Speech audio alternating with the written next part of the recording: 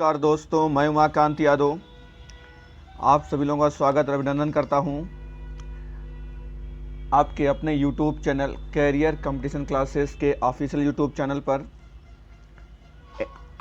आज से हम आप लोगों के लिए शुरुआत करने वाले हैं साइंस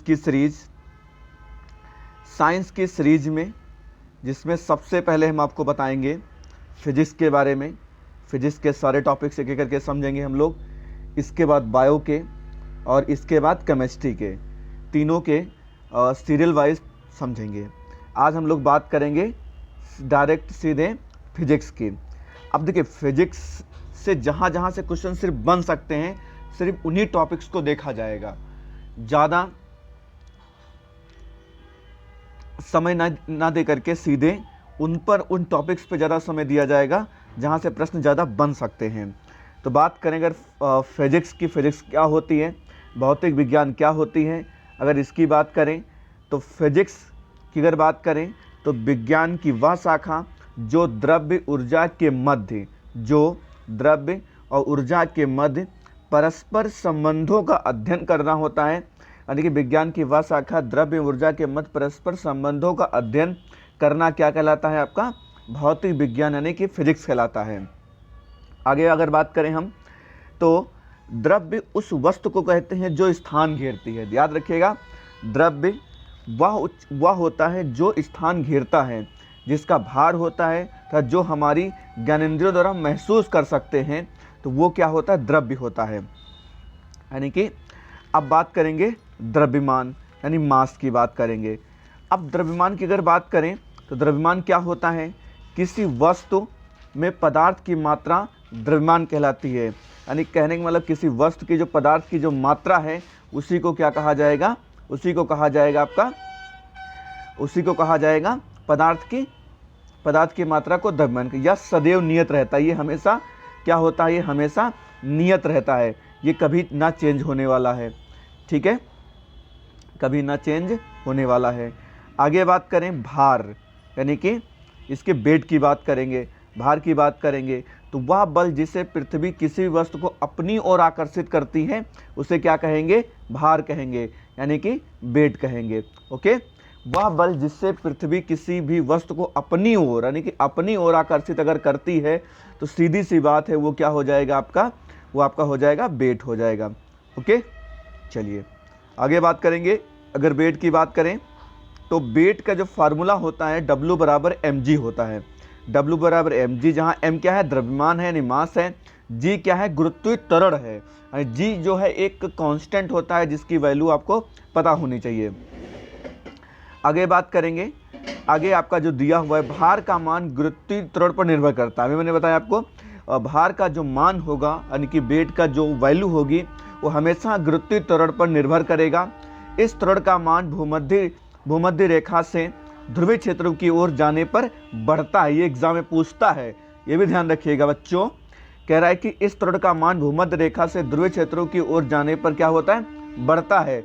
ऑप्शन में देगा बढ़ता है, घटता है, कोई फर्क नहीं पड़ता है, या दोनों, तो आपका बढ़ता है, ये आपको याद रखना है। ठीक है, भार का मान परिवर्तित होता रहता है। यानी कि जो भार का मान होता है वो क्या होता है? वो परिवर्तित होता रहता है। ठीक है, आगे बात करेंगे भौतिक राशियां। यहाँ से बहुत प्रश्न पूछता है भाई, इसको आप मोस्ट इंपॉर्टेंट टॉपिक समझ लीजिए, यहाँ से प्रश्न आता ही आता है।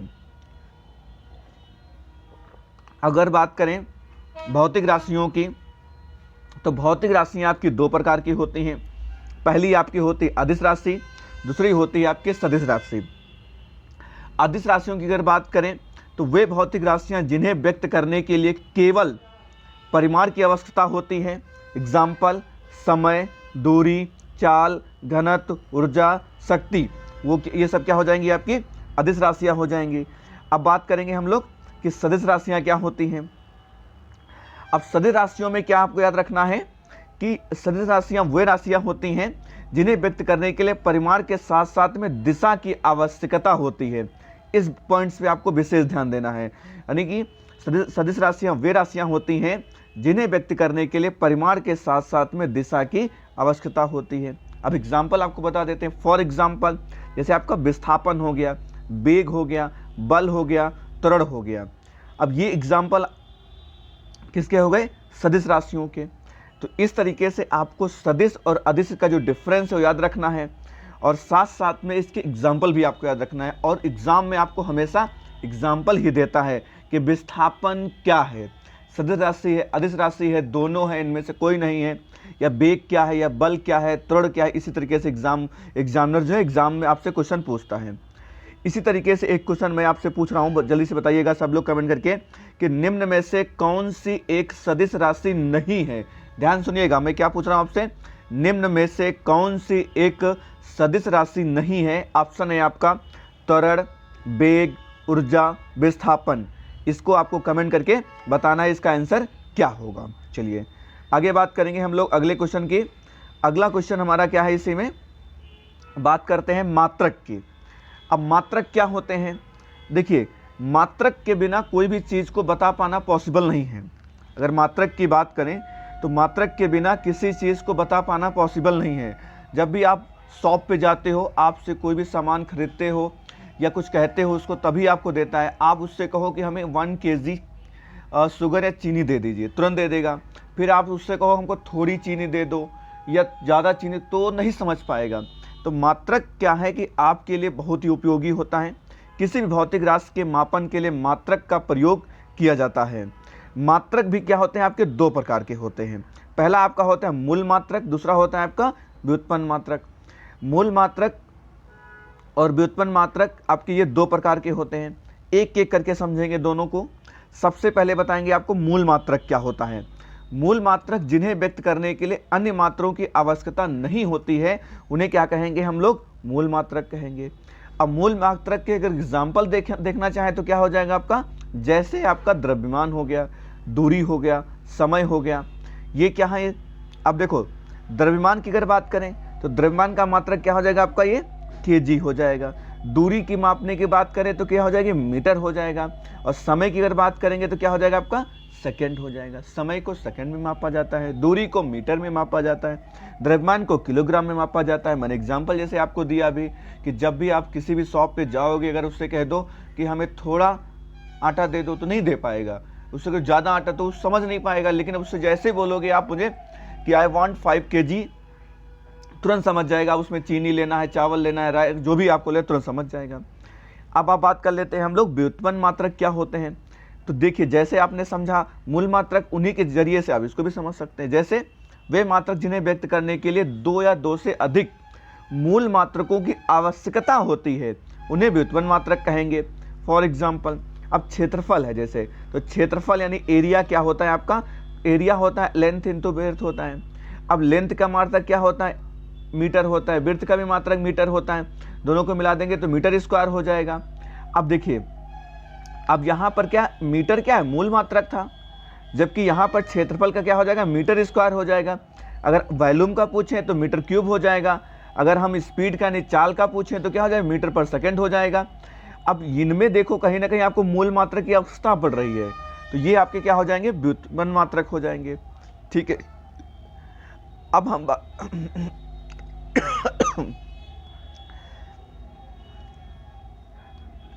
आगे हम लोग बात करेंगे मात्रकों की पद्धतियां।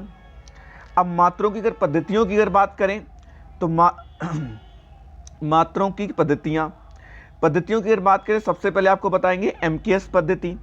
एमकेएस पद्धति में क्या होता है कि जो दूरी होता है उसको मीटर में मापा जाता है, द्रव्यमान को किलोग्राम में, जबकि समय को सेकंड में मापा जाता है।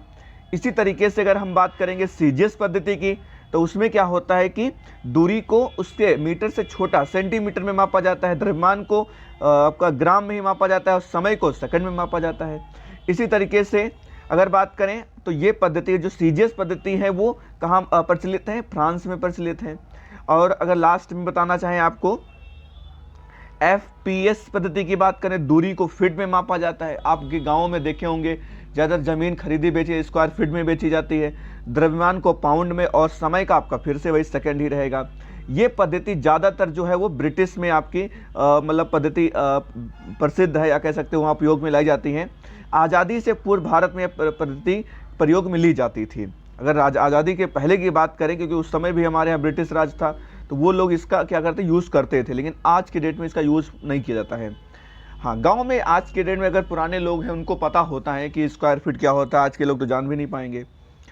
1 फीट की अगर बात करें 30.48 सेंटीमीटर हो जाएगा, 1 केजी की बात करें 2.2 LBS हो जाएगा। इसी तरीके से बात कर लेते हैं एसआई पद्धति की, ये बहुत इंपॉर्टेंट है, एग्जाम में कई बार पूछी भी गई है। एसआई पद्धति जो होती है आपकी इंटरनेशनल सिस्टम ऑफ यूनिट्स, यानी कि 1960 में जिनेवा में आयोजित एक सम्मेलन में इस पद्धति को बेसिक पद्धति को अपनाया गया था। यह एमकेएस पद्धति का ही परिवर्तित रूप है, इसीलिए सर्वमान्य है। इस पद्धति में 7 मूल मात्रक सम्मिलित किए गए हैं। कौन कौन से, बात करते हैं एक करके। सबसे पहले आपका द्रव्यमान हो जाएगा, मैंने पहले बताया किलोग्राम होता है, लंबाई का मीटर होता है, समय का सेकंड होता है, तापमान का केल्विन हो जाएगा, विद्युत धारा का एम्पियर हो जाएगा, और ज्योति की तीव्रता यानी कैंडेला हो जाएगा, पदार्थ की मात्रा यानी कि मोल हो जाएगा। बात समझ पाए होंगे। तो ये आपकी क्या हो जाएगी, एसआई पद्धति हो जाएगी।